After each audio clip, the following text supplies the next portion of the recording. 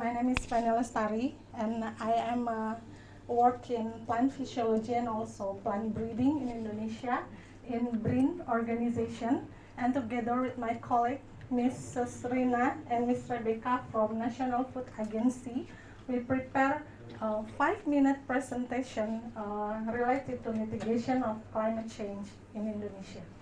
Next. Okay. As we know that Indonesia have an archipelago type country that have characteristics hot and humid with high precipitation, but in several areas we have tropical savanna because we have a long seashore line in Indonesia, and Indonesia is a home to a wide range of tropical foods, and it's cultivated in different altitude in Indonesia. Okay, next. And this is our reflection of the fruit production between 2021 and 2022, that we have 7 top of fruit production. There are banana, pineapple, mango, durian, orange, papaya, and also snake fruit. Indonesian snake fruit is the one of the biggest export product from Indonesia, and also pineapple. And this is our banana varieties in Indonesia. And the next, this is durian varieties, and this is a mango varieties. One of them is introduced from Thailand. Okay, and the last is salak, snake fruit. We call it salak. Okay, and they are cultivated in many areas in Indonesia with many agro-ecosystem, and I believe that we have many areas that can be done to breed selected varieties to cope the climate change. And this is our export based on country. Okay, and this one is import majorly from China. Thank you. Okay, next. And fruit characteristics in Indonesia.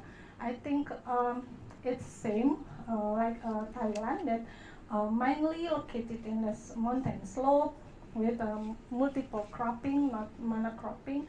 That generally we have in smallholder farmers, and they use it as agroforest, tourism with a local wisdom management.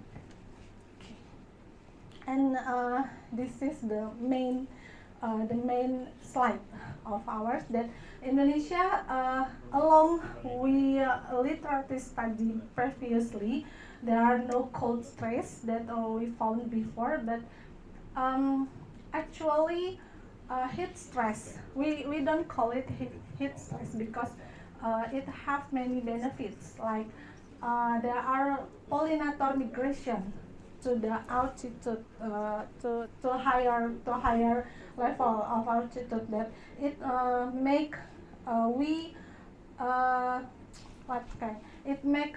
possible to cultivate the lowland varieties to the highland because they are pollinator. And the heat stress also make many highland varieties fruiting earlier than the normally. Okay, the majorly climate impact in Indonesia is related to water. Like there are flooding in several areas, mainly in north part of Indonesia, but in other parts. In south part of Indonesia, majorly we have drought condition, and this is only the sample that climate change impacts snake fruit, rambutan, mangoes, banana, and durian, but maybe it will impact the other fruits, but we don't have enough data to show in this room. Okay, and drought condition majorly delay in flowering time, not only delay in flowering time, but also fruit abortion, and result in delay fruit production and low yield of fruit production. In the process of the cultivation, we also have pollination disruption together with drought condition and pest and disease incidents. Yeah, this is the three related, that the drought become pollination disruption and also outbreak of pest and disease incidents. The what can I say? Belalang apa ibu bahasa Inggrisnya ya? There are plant hopper. Yeah, Indonesia have plant hopper incidents for last year, and it make many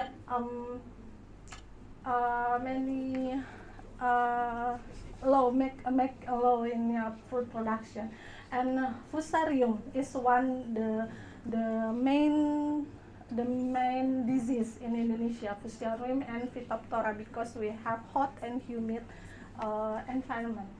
But like I show you previously, that smallholder farmers have their own local wisdom to mitigate the climate change, that they use soil health improvement, also helped by drought-tolerant crops and water-efficient technology, that they have furrow irrigation for the slope area, and also some of them use drip irrigation together with sprinkle irrigation to their orchard, and they use a pond. It's really important in Indonesia, especially in east part of Indonesia. They use pond to rainwater harvesting, and they use mulch, organic mulch, to soil moisture conservation. And and for the slope area, there are many erosion in Indonesia, and they use terracing cultivation technique to cope that condition. Okay, next. And our government also help the farmer to cope the climate change by their regularity in directly and indirectly to the cultivation process. Okay, nah, yeah, like this one. This is indirect support, especially in financial. They are also developing regional botanical garden. There are so many botanical garden in Indonesia. Every province have their own botanical garden for their germplasm, and village waste bank management, and direct support for fruit cultivation like water reservoirs and mechanisasi, and they help to practice the farmer, and they also make a fruit-based village to collect the farmer. Okay, and next, and this is the applicable technology related to climate change mitigation that have been done in our country. Maybe not for all farmers, but it have been applied in several areas in Indonesia. Okay, it's enough. Thank you.